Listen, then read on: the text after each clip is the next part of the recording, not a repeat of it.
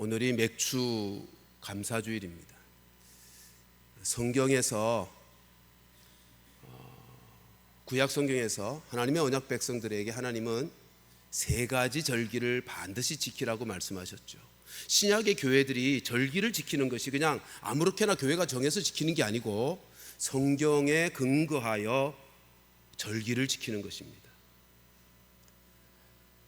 구약에서 3대 절기라 하면 유월절, 그리고 맥추절, 그리고 수장절입니다. 그것을 근거해서 신약교회도 절기를 지킵니다. 유월절은 예수님의 죽으심을 예표하는 절기였기에 우리가 지난번 살핀 것처럼 유월절 자체는 출애굽, 애굽에서 종살이하던 저들을 구원해내신 사건을 기억하며 지키는 구원의 기억 절기인과 함께 그것은 예수 그리스도 유월절에 어린 양이 되셔서 온 인류의 죄악을 짊어지시고 십자가에서 죽으심으로 구원의 역사를 이루신 예수 그리스도의 구원의 예표로서 지키는 것이기에 유월절 대신에 고난주간과 부활주일로 절기를 지킵니다.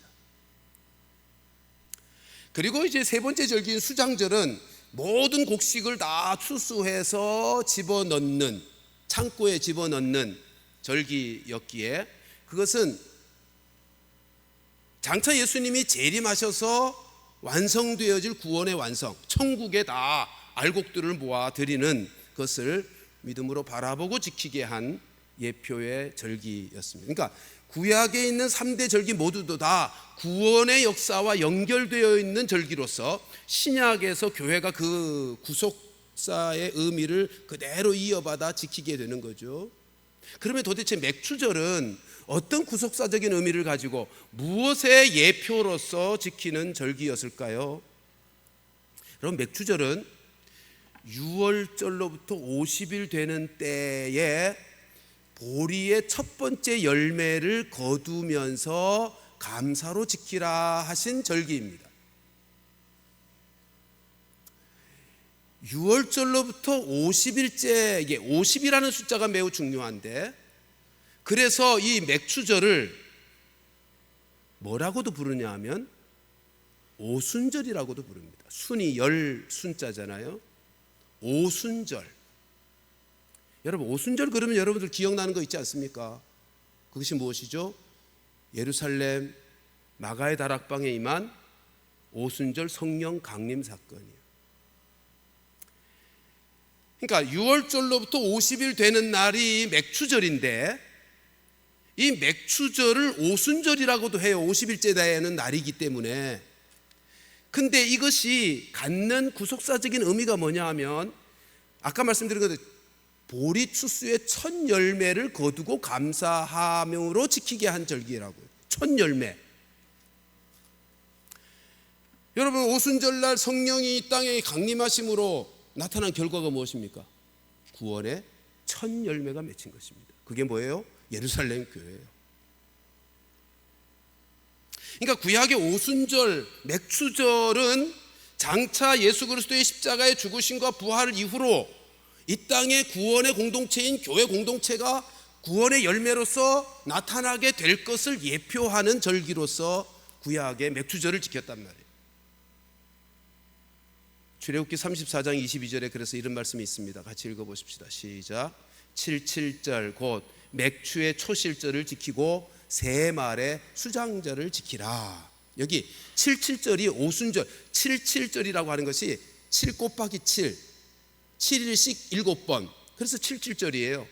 77이 49잖아요. 그러니까 49와 50이 같은 개념이에요. 6월절부터 계산하든지 아니면 6월절 다음 날부터 계산하느냐에 따라서 77절이라고도 하고 오순절이라고도 하는 거예요. 이게 맥추절을 똑같이 부르는 거예요. 이렇게 부르는 거죠. 77절 곧 맥추의 초실절. 맥추절이라고도 하고 초실절이라고도 하고. 그러니까 맥추절의 이름이 세 가지예요. 맥추절 네 가지네요.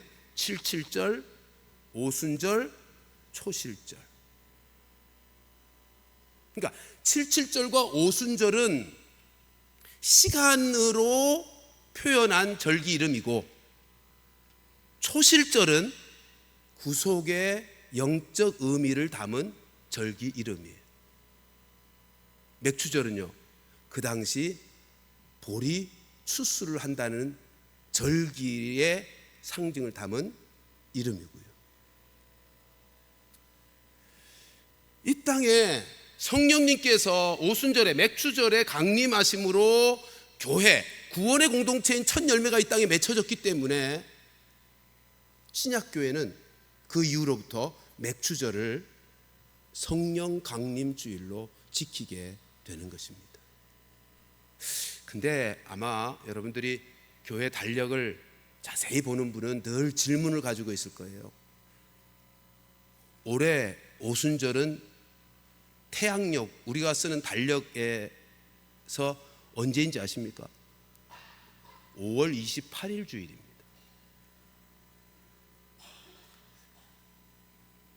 아니 그러면 왜 맥추절이 오순절이고 오순절이 성령 강림 주일이니까 5월 28일 날 지켜야지 왜 7월 1일 날 지키냐는 질문이 생깁니다. 여러분, 아까 말씀드린 것처럼 유대의 모든 절기는 6월절로부터 시작이 되고 6월절을 근거해서 50일째 되는 날이 맥추절이고 오순절이에요. 여러분들도 아시겠지만 고난주간 부활주일이 매년 주일이 달라집니다. 3월 말이기도 하고 4월 초이기도 하고 4월 중순이기도 하고. 왜 달라지죠? 그 절기를 유대력으로 지키기 때문에. 우리가 음력, 양력이 해마다 이렇게 날짜가 좀 달라지는 것처럼 유대력으로 우리가 교회 절기를 지키다 보니 고난주간과 부활주일이 해마다 달라지는 거예요. 자, 그러면 정상적으로 하자면 맥추절도 6월절의 근거, 다시 말하면 고난주간 부활주일과 연동해서 지켜야 되잖아요.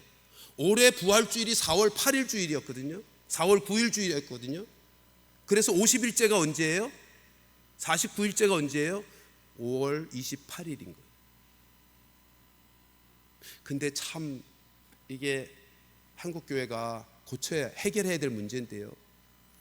아니 맥추절 따로 있고 오순절 성령 강림주일이 따로 있다는 거죠. 여러분 교회 달력 보시면 올해 달력 보면 5월 28일이 성령 강림주일이고 7월 1일이 맥추감사주일이야. 이게 원래는 하나의 절기인데 둘로 구분하고 있다고요. 왜 이렇게 됐나? 여러분, 한국교회가 한국 선교 초기에 교회 지도자들이 이게 맥추절 그러니까 그 이름 그대로 보리추수만 생각하고 보리추수를 다 끝낸, 보리추수가 6월 중순까지 되니까요, 보리추수를 다 끝낸 7월 첫 주를 맥추절로 지키자라고 결의했어요. 그리고 한국교회는 그것이 전통이 되어 한국교회는 그 이후로 맥추감사주의를 7월 첫 주로 지키고 있는 것입니다. 근데 어떤 교회는 성령 강림주의도 따로 지키고 맥추감사주의도 따로 지켜. 이건 넌센스입니다. 이건 같은 절기라고요. 근데 한국 교회만이 특이하게 보리추수를 염두에 두고 전통적으로 그날을 지키기로 했기 때문에 한국 교회가 맥추감사주의를 7월 첫 주로 지키고 우리 교회도 그렇게 지키고 있는 것입니다. 아무튼 혼란이 없기를 바라고요. 그러나 중요한 건 이거죠. 여러분, 이 땅의 교회가 어떻게 시작이 되었다고요? 성령이 강림하심으로. 그것은 교회라는 공동체는 성령 공동체라는 뜻입니다. 교회는 성령으로 시작이 되고 성령으로 유지되는, 성령 사역으로 교회는 세워지고 성령으로 교회는 부흥되어지는, 그러니까 성령님은 교회의 생명과 능력의 원천인 거예요. 우리는 성령 강림 주일에 꼭 기억할 것이 이것이죠. 교회는 성령 공동체다. 성령으로만 유지되고 사역되고 부흥되는. 근데 그 성령님이 어디 계셔요? 우리 안에 계시잖아요. 우리 각 사람 안에 내주하고 계시잖아요. 따라서 성령의 역사라고 하는 것을 통해서 교회는 부흥이 되는데, 교회의 부흥은 우리 각 사람의 심령 속에서부터 시작이 된단 말이죠. 네? 교회의 부흥이라고 하는 것은 우리의 외적인 조건이나 상황이 좋아지는 것으로 말미암아 되는 역사가 아니라, 성령을 모시고 살아가는 우리의 심령, 각 사람, 나 자신으로부터 성령께서 내 심령 속에서 살아 역사하는 그때 비로소 교회의 부흥이 이루어지게 되는 것입니다. 꼭 기억하십시다. 성령 강림 주일을 맞아 교회의 부흥은 나로부터다. 나의 심령 속에 내주하시는 성령께서 내 심령과 내 삶에 강력하게 역사하는 내 심령의 부흥을 통해서 교회의 부흥이 있다는 사실을 기억하시고, 우리 안에 계신 성령을 날마다 의식하시고, 날마다 성령이 내 안에서 역사하시도록 성령과 교통하시고, 성령의 충만함으로 내 심령의 부흥과 교회의 부흥을 이루어내는 주역들이 되시기를 주님의 이름으로 축원합니다. 여러분, 그러면 성령으로 말미암는 내 심령의 부흥은 어떻게 이루어질 수 있는가? 먼저 이야기 하나를 해드리겠습니다. 어느 젊은 판매원이, 진공청소기를 파는 판매원이 진공청소기를 팔기 위해서 시골로 내려갔습니다. 시골에 내려가서 어떠한 집의 대문을 두드리니 오랜만에 젊은이가 시골에 왔다고 할머니가 반갑게 맞이해 주었죠. 이 청년 진공청소기 판매원이 신이 나서 할머니에게 이렇게 얘기합니다. 할머니, 제가 오늘은 할머니가 이제까지 전혀 경험해 보지 못했던 놀라운 일을 하나 보여드리겠습니다 라고 얘기하더니 마당에 가서 삽으로 흙을 하나 파서 할머니 마루에 펼쳐놓는 것입니다. 그리고는 말합니다. 할머니, 저와 내기 하나 하십시다. 제가 이 진공청소기로 이 뿌려진 모래를 깨끗하게 순식간에 다 빨아 깨끗하게 정리하면 할머니가 이 진공청소기를 사주시는 거고, 만일 그렇지 못하면 제가 이 쏟아놓은 모래를 다 먹겠습니다. 내기 하실까요? 그랬더니 할머니가 빙그레 웃으시면서 부엌으로 들어가시더니 그 모래를 떠먹을 숟가락 하나 들고 나오십니다. 나오셔서 하시는 말씀, 젊은이 참 안 됐네. 우리 집은 전기가 안 들어온다네. 여러분, 그렇죠. 전기가 안 들어오면 아무리 기능이 좋은 진공청소기라 할지라도 아무 쓸데 없습니다. 아무리 고성능의 고기능의 진공청소기라 할지라도 제 기능을 발휘할 수가 없는 법입니다. 근데 인생이 그렇습니다. 사람은요, 하나님이 하나님의 형상을 따라 영적인 존재로 창조하셨습니다. 그래서 인생은 영적인 공급, 하나님으로부터는 영적인 공급을 받아야 사람 노릇합니다. 사람답게 살 수 있습니다. 인간으로서 살아가야 될 삶의 목적을 제대로 성취하며 살 수 있습니다. 하나님의 자녀로 영광스러운 삶을 그래야만 살 수 있는 것입니다. 하나님이요, 창조주로서 눈에 보이는 자연 세계만 창조하신 것이 아니고 눈에 보이지 않는 영적 세계도 창조하셨어요. 그리고는 인간만큼은 독특하게 영이신 하나님과 닮은 영적인 존재, 하나님의 형상을 따라 영적인 존재로 만드신, 그래서 육체를 가진 영적인 존재, 유일하고 독특하게 인간은 육체를 가진 영적인 존재로 창조하셨어요. 그래서 하나님과 교제하며 살도록, 하나님으로부터 영적 은혜를, 능력을 공급받으며 살도록 그렇게 인간을 창조하셨어요. 그런데 우리가 잘 아는 것처럼 아담과 하와, 온 인류의 시조인 아담과 하와가 자기 스스로 살겠다고 하나님을 떠나 범죄했죠. 죄를 범했어요. 죄를 범하 하나님을 떠나버리게 되자 이제는 하나님과 교제하고 교통하는 기능이 상실되고 망가졌다고요. 그것을 성경은 영적으로 죽었다라고 표현합니다. 이제는 더 이상 하나님과 교제하고 교통할 수 없게 되었어요. 따라서 아담과 하와 이후로 태어나는 모든 인류는 하나님과의 교제가 단절된 상태에서 태어났습니다. 여러분, 또다시 하나님과의 교제, 교통이 회복되어지고 하나님으로부터 영적인 은혜를 누리며 살 수 있게 되는 비결은 죄 문제, 그 죄 문제 해결하지 않고는 안 되는 거예요.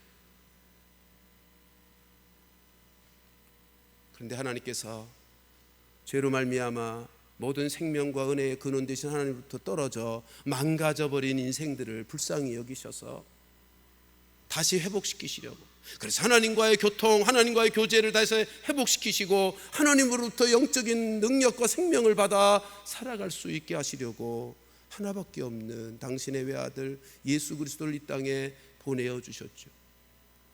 예수님이 죄 없으신 분으로 동정녀로 탄생되어 이 땅에 오셔서 죄 문제, 죄 모든 인류의 죄짐을 짊어지시고 십자가에서 피 흘려 죽으심으로 죄의 값을 다 치루어 주셨습니다. 그런데 예수님이 그렇게 죄 문제 해결하시기 전에, 돌아가시기 전에 그런 약속하셨습니다. 내가 이제 죽을 거야. 너희들의 죄를 지고 십자가에서 고난받아 죽을 거야. 그리고 3일 만에 부활한 다음에 하나님께로 다시 돌아가서 성령을 너에게 보내줄게 라고 약속하셨습니다. 오순절 성령 강림 사건이 그 약속의 성취 사건입니다. 성령이 하시는 일은 무엇인가? 성령이 하시는 일은 망가졌던 우리의 영적 상태, 하나님과의 단절된 상태를 다시 이어주고 교통하게 하게 하시는 분이 성령님이세요. 성령님이 우리 가운데 오셔서 우리 안에 있는 죄 문제들을 해결하게 하시면서 하나님과의 교통이 더 친밀해지고 하나님과의 관계가 더 온전하게 회복되어지도록 해주시는 분,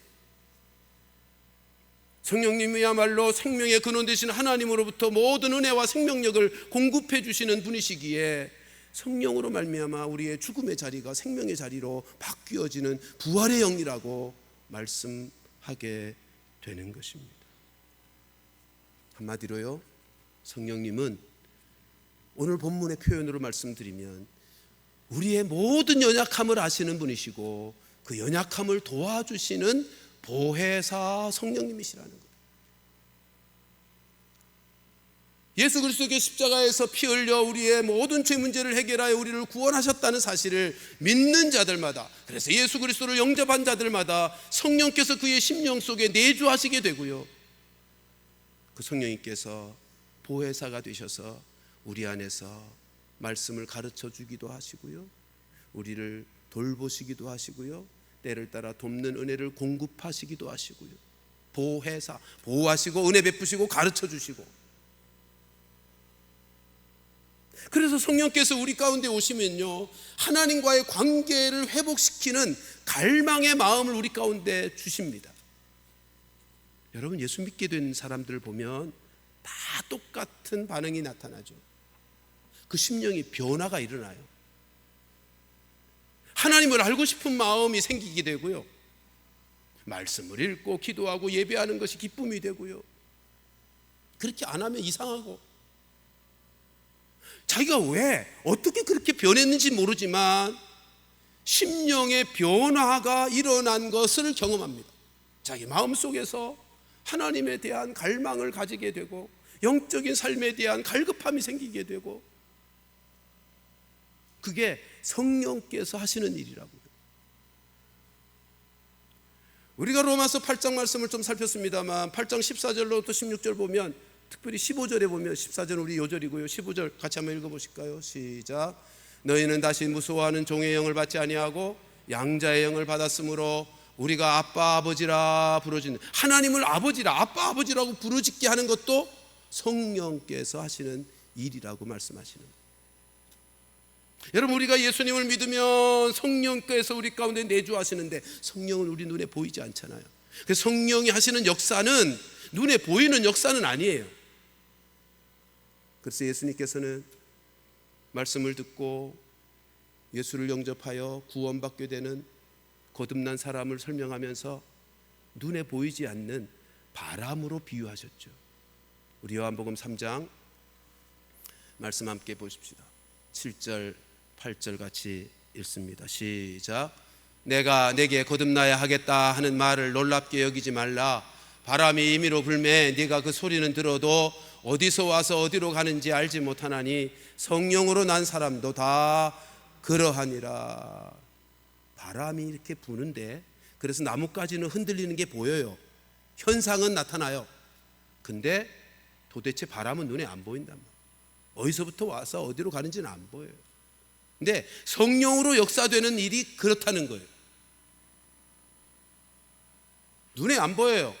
그런데 우리의 심령 속에서 변화된 그 변화가 우리의 삶 속에서 나타나는 거죠. 우리의 삶의 모습 속에, 우리의 생각과 우리의 언어 속에 실제로 성령께서 역사하신 것들이 나타나게 되는 거죠. 자, 그러면 앞에서 던진 질문을 좀 생각해 보십시다. 어떻게 하면 성령으로 말미암아 우리의 심령이 하나님과 교통할 수 있으며 영적인 회복을 이룰 수 있는가? 성령께서 오신 것이 그것인데, 그 목적을 위해서인데, 어떻게 하면 성령으로 말미암아 우리는 하나님과의 관계가 회복이 될 것이며 영적인 부흥을 경험하게 될 것인가? 여러분, 그것은요, 성령이 우리 가운데, 마음 가운데 오셨기에, 우리는 또한 영적인 존재이기에 우리의 영혼이 성령 안에서 살아 있을 때입니다. 살아 있을 때입니다. 다른 말로 성령으로 말미암아 우리의 심령이 깨어나 있을 때입니다. 여러분, 우리의 마음이라는 것, 우리의 영혼이라는 것, 영혼을 일반적인 용어로 말하면 마음이에요. 마음이 우리의 영혼의 자소니까. 일반적으로 우리의 마음은 하나님과의 관계에 있어서 오프 상태였다고요. 근데 성령이 오셔서 하시는 일이 뭐라고요? 하나님과 우리의 관계를 연결시켜 주시고 교통하게 하고 교제하게 만드시는 분이시죠. 그것을 위해서 우리는 우리의 마음을 온으로 스위치를 켜놓아야 돼요. 우리의 마음은 여전히, 여러분, 예수님의 재림으로 말미암아 구원의 완성이 있기까지는 우리가 우리의 마음을 성령 안에서 깨어나도록 해야 하는 것입니다. 성령께서 우리를 도와주시기도 하시지만, 성령께서 하시는 역사이기도 하지만, 우리의 마음을 일깨워, 성령 안에서 일깨워서 성령께서 그 일을 하시도록 할 때 비로소 우리의 심령은 부흥의 역사, 하나님과의 교제와 교통이 온전하게 이루어지는 은혜들을 경험하게 될 것입니다. 그리고 그렇게 살아야 진정 인간다운 만족과 행복을 누리며 삽니다. 우리 인생은 아까 말씀드린 것처럼 단순한 육체만의 존재로 지음받지 아니하고 하나님의 형상을 닮은 영적인 존재로 지음받았기에 육체의 필요가 만족되는 것만으로는 진정한 만족과 행복을 누릴 수 없고요, 우리의 영혼에 하나님으로부터 오는 영적인 생명력의 은혜를 누릴 때 비로소 참된 만족과 행복을 누릴 수 있으니, 사랑하는 성도들이여, 우리 안에 계시는 성령님 날마다 의식하시고 우리의 마음을 일깨워 성령 안에서 우리의 심령 속에 성령이 마음껏 역사하시도록 은혜를 구하며 그 축복을 누리는 성도들 되시기를 주님의 이름으로 축원합니다. 성령 강림 주일에 그 성령에 대하여 말씀드릴 때 가장 강조하고 싶은 가장 중요한 내용 한 가지를 말씀드리겠습니다. 그것은 성령님은 인격이시라는 것입니다. 성령님은 물질이 아니고 에너지가 아닙니다. 성령님은 성삼위 하나님, 성부 하나님, 성자 하나님, 성령 하나님이라 일컬어지는 삼위 하나님 중에 한 분이신 인격이십니다. 여러분, 하나님, 성령 하나님이 인격이시라는 말씀을 통해서 두 가지를 말씀드리고 싶습니다. 하나는 인격이시기 때문에 우리를 관계하실 때 인격적으로 관계하신다는 것입니다. 무슨 말인가 하면, 하나님이 우리 안에서 일하실 때요, 나의 의지와 나의 뜻과 상관없이 임의롭게 일방적으로 일하시지 않으신다는 거예요. 인격적인 관계로 일하십니다. 우리가 성령 하나님을 신뢰할 그때, 그래서 그분을 의지할 그때, 그리고 그분 앞에 도움을 구할 때, 하나님, 나는 아무것도 할 수 없어요, 하나님이 도와주셔야 돼요 라고 그분 앞에 인격적으로 내 삶을 내어드리며 도움을 구할 그때 성령께서 우리에게는 일하시는, 인격적인 방식으로 일하시는 분이시다라고 하는 것입니다. 또 하나, 성령이 인격이시라는 말씀 속에서 성령님은요, 우리에 대하여 하나님으로서 다 알고 계십니다. 우리가 어떤 인생인지를 다 알고 계시는 분이라는 사실을 잊지 마십시오. 우리의 지난 날을 다 알고 계십니다. 우리의 실수와 우리의 허물을 다 알고 계십니다. 우리의 넘어져 상처난 아픈 가슴도, 우리 속에 있는 더러움도, 우리 속에 있는 고통도, 상처도 다 알고 계시는, 그런데 그 우리의 연약함을 책망하는 분으로 계시는 게 아니고, 우리 안에 계시면서 우리가 아파하고 상처나고 고통하고 힘들어하는 그것들 때문에 그분께서 함께 아파하시고, 그것 때문에 탄식하시고, 그것을 위하여 기도해 주시고, 그것을 위하여 도와주시는 분으로 계시는 분이 성령님이시라는 것입니다. 그러므로 우리 안에 내주하신 성령님을 생각할 때 가장 중요한 것은 뭐냐면, 인격이신 그분 앞에 내 모습 그대로를 온전하게 다 내어놓는 것입니다.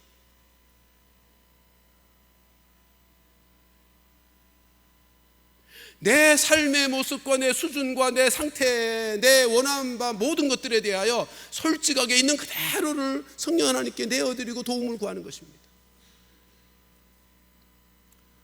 사실 며칠 동안 저와 저희 아내가 이 부분의 훈련을 받게 되어진 시간들이었습니다.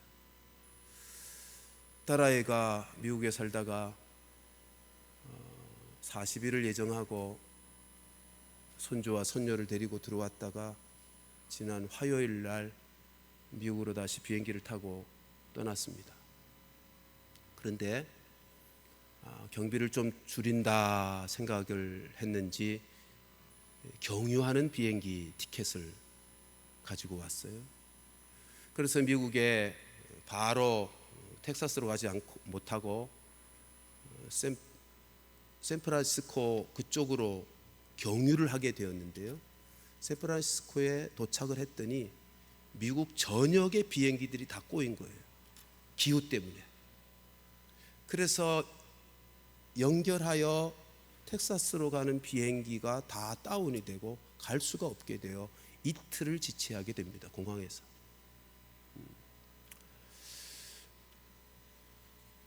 갔더니 20시간째 새로운 티켓을 사려고 줄 서 있는 사람들이 공항 가득하더래요. 전에 우리 성도들도 기도해 주셨지만, 에이리가 학교에서 밤에 지성이가 아프다는 소식을 듣고 낮에만 운전해서 학교를 오갔는데 밤에 운전을 하다가 그만 전복 사고가 났잖아요. 그래서 큰 사고 때문에 공항에서 두 아이 데리고 있는 것이 매우 염려되고 걱정이 되었습니다. 그 허리가 견딜 수 있을까? 에리가 두 아이들 데리고 이틀 동안 그렇게 씨름하고 견디고 언제까지 될지도 모르는, 티켓을 확보할 수도 없는 상황이니까, 목사로서 성도들에게는 어떤 상황이 되었든지 감사함으로 하나님께 아뢰라고 말씀드리고 있는 목사이면서도 몹시 걱정이 되고 염려가 되었습니다. 그래서 하나님 앞에 이렇게 기도했습니다. 하나님, 염려가 되고 걱정이 됩니다. 이 염려하고 걱정하는 제 마음을 다스려 주옵소서. 그리고 이 모든 상황들을 다 주관하고 계시는 분이 하나님이신 것을 제가 신뢰합니다.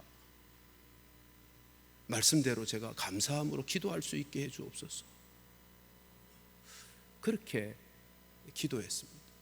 에이리가 언제까지, 두 아이가 언제까지 그렇게 버틸 수 있을지 제가 염려가 되고 걱정이 되는 마음을 하나님 앞에 그대로 내어드렸습니다. 하나님께서 은혜를 베푸셔서 비행기 티켓을 확보할 수 있었고요. 그리고 3일 만에, 우리 떠난 지 3일 만에 집으로 안전하게 들어갈 수 있게 되었습니다. 여러분, 저는 이 사건을 겪으면서 두 가지를 깨닫게 됐어요. 하나는 뭐 특별한 깨달음이기보다 새삼스럽게 깨닫는 은혜죠. 기후 때문에 비행기가 그렇게 다운되니 아무것도 못하는 혼란 속에, 두려움 속에 염려 걱정하게 되는 인생인 것을 다시 한번 확인하고, 어느 주의 창조주이시고 모든 역사를 주관하신 하나님 앞에 더욱 겸손하게 살아야 되겠다.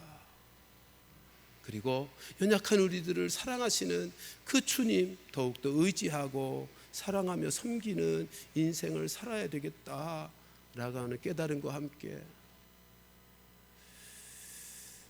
주님 앞에 주께서 말씀하시는 것처럼 있는 모습 그대로를 내어놓고 하나님 앞에 간구했더니 성령께서 은혜를 베푸시고 응답하시는 특별하신 간섭하심을 보면서 하나님 앞에 기도의 삶이 얼마나 복된 삶인지를 또다시 새삼스럽게 깨닫게 되었습니다.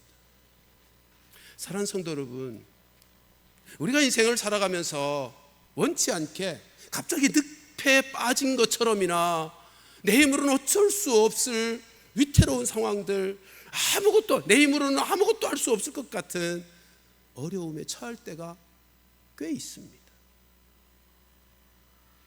그럴 때 되면 연약한 인생들은 어찌할 바를 몰라서 또 넘어지고 실패하죠. 그저 널브러져 있게 됩니다. 기도해야지라고 생각하고 기도할 거야 라고 다짐도 해보지만 여러분, 마음의 힘을 잃어버려서 기도조차도 할 수 없는 인생이 우리들의 모습입니다. 내가 나를 잘합니다, 이러면 안 되지, 이래서는 안 되는 거야 라고 또 가슴을 치면서 무릎 꿇어야지, 기도의 삶을 회복해야지 라고 하는데도 우리의 의지대로 안 되는 것이 우리의 실상입니다. 여러분, 그처럼이나 연약한 것이 인생인데 그 연약한 인생들 우리 안에 계신 성령님이 어떻게 대하신다고 오늘 본문에 말씀합니까? 너 믿음이 그 정도냐? 너 기도 왜 안 하고 왜 그 모양으로 널브러져 있느냐? 그렇게 책망하시지 않는 분이십니다. 너 어찌 나를 믿는다는 목사가 돼가지고 장로가 돼가지고 권사가 돼가지고 모습이 수준이 그 모양이냐라고 성령님께서 우리 안에서 우리의 실상을 보면서 책망하지 않으시는 분이시라고 오늘 본문은 말씀합니다. 뭐라고 말씀하죠? 연약함을 도와주시는 분이시라. 오히려 그 연약함 때문에 탄식하시는 분이시라고. 탄식하면서 대신하여 기도해 주시는 분이시라고. 여러분, 우리 안에 임재하신 성령님이 그런 분이십니다. 오늘 본문에서 26절에 우리 마음에 닿으면 26절, 27절 같이 한번 읽어보십시다. 시작. 이와 같이 성령도 우리의 연약함을 도우시나니 우리는 마땅히 기도할 바를 알지 못하나 오직 성령이 말할 수 없는 탄식으로 우리를 위하여 친히 간구하시느니라. 마음을 살피시는 이가 성령의 생각을 아시나니 이는 성령이 하나님의 뜻대로 성도를 위하여 간구하심이니라. 아멘. 26절 말씀 다시 보실까요? 성령이 말할 수 없는 탄식으로 우리를 위하여 친히 간구하신다는 말씀의 의미, 두 가지 의미를 담고 있습니다. 이 말씀 표현 그대로 성령은 우리를 위하여 탄식하며 기도해 주시는 분이십니다. 그리고 이 말씀은 우리의 심령 속에 계시면서 탄식하시는 성령님이 우리로 탄식하는 기도를 하게 해주시는 성령님이십니다. 이 두 가지 의미를 다 가지고 있습니다. 성령님께서요, 우리가 기도하지 않을 때, 기도하지 못할 때, 널브러져 있을 그때 우리를 대신하여 우리를 위해서 탄식하며 기도해 주시는 분이시고요, 마침내 우리로 탄식하며 기도할 수 있도록 일하여 주시는 분이십니다. 근데 여기요, 우리의 연약함이라고 번역이 되어 있는데 원문을 보면 연약함들입니다. 그렇지 않습니까? 우리의 연약함이 한두 가지입니까? 성령 하나님 우리의 연약함을 도우시는데 그저 하나의 연약함만이 아니라 우리 안에 있는 모든 연약함들을 도와주시는 분이십니다. 그리고 여기 돕는다라고 한 단어는 독특한 단어를 쓰고, 그 당시에 돕는다는 헬라어가 많이 있는데요, 세 단어를 다 묶어서 세 단어로 이루어진 돕는다는 단어를 쓰고 있습니다. 순, 안티, 람바노미아. 무슨 뜻이냐면 우리와 함께 하시는 분, 근데 내 손이 닿지 않는, 내가 해결할, 내 능력으로 어찌해 볼 수 없는 문제를 다른 곳으로 들어 옮겨주시는 분, 람바노미아.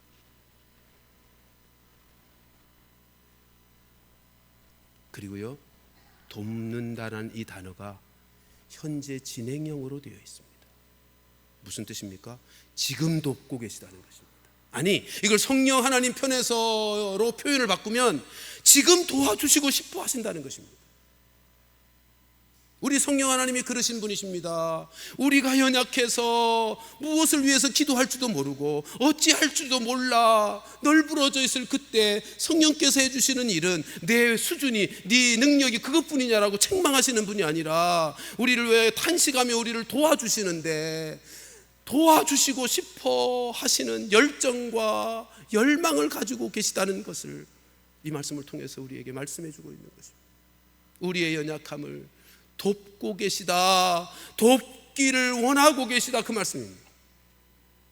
사랑하는 성도들이여, 이 성령님의 열망, 우리를 도와주셔서 우리의 연약함이 이제는 깨어나 하나님과의 교통과 교제가 살아있고, 그래서 하나님으로부터의 생명력 있는, 능력 있는 은혜를 공급받아서 살아가게 되어질 것을 열망하시며 그렇게 도와주시기를 원하시는 이 성령님의 도우심을 우리의 불신과 염려로 가로막지 않게 되기를 주님의 이름으로 축원합니다.